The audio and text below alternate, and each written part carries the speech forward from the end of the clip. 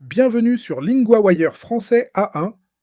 Aujourd'hui, deux histoires, un typhon en Chine et un fossile chair de T-Rex. Pour comprendre, voyez les transcriptions, traductions et vocabulaire sur linguawire.com.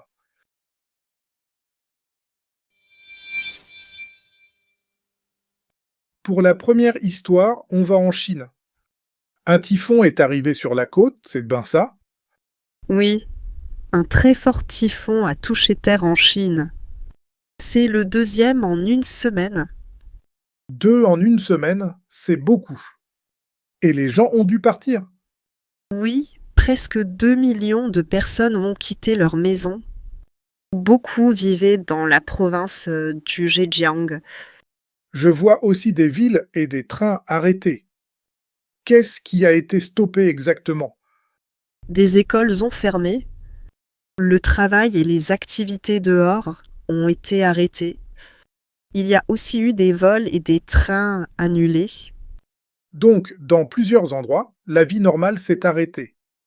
La ville de Wenzhou est-elle près du typhon? Oui, et elle compte environ 10 millions d'habitants. Les autorités ont aussi fait partir des centaines de milliers de personnes.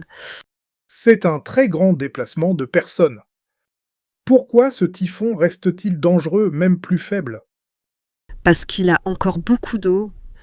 Il peut donc apporter de très fortes pluies. On comprend mieux le risque. Et sur place, le plus concret, c'est quoi? C'est la pluie, les routes fermées et les voyages arrêtés.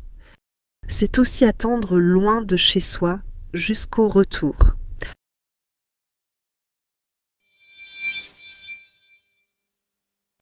Passons maintenant à un grand fossile. Un T-Rex va être vendu à New York.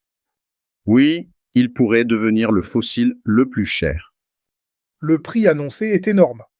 On parle bien de 30 millions de dollars. Oui, c'est le prix avant la vente. Le fossile a 67 millions d'années. C'est difficile à imaginer. Pourquoi les scientifiques parlent-ils de problèmes? Parce qu'un tel fossile est très rare. Des scientifiques préfèrent le voir dans un musée. Donc la question, c'est qui peut l'avoir? Le fossile a un nom, je crois? Oui, il s'appelle Gus. Il est décrit comme l'un des plus complets jamais trouvés. On sent bien le choc entre science et argent. Et qu'est-ce qui change avec cette vente? Le marché attire maintenant aussi des acheteurs très riches.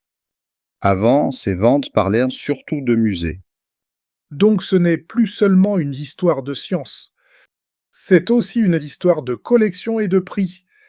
Oui, et c'est ce qui inquiète certains scientifiques. Ils craignent de perdre des pièces très importantes.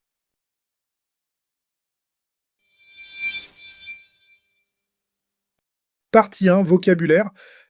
Le premier mot est évacuer.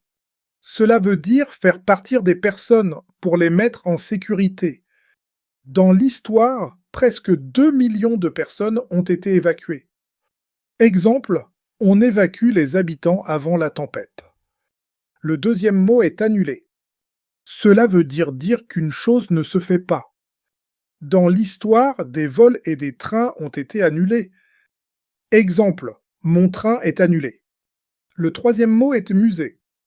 C'est un lieu où l'on montre des objets ou des œuvres. Dans l'histoire, des scientifiques préfèrent ce fossile dans un musée. Exemple, nous allons au musée samedi. Partie 2, un verbe, évacuer.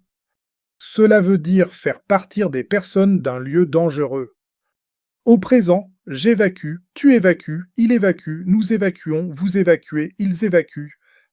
Exemple, les autorités évacuent les habitants. Exemple, on évacue la zone avant la tempête.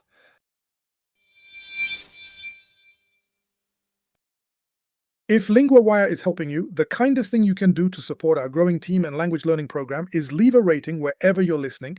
It's how other learners find the show. And if something could be better, tell us through the feedback form at linguawire.com.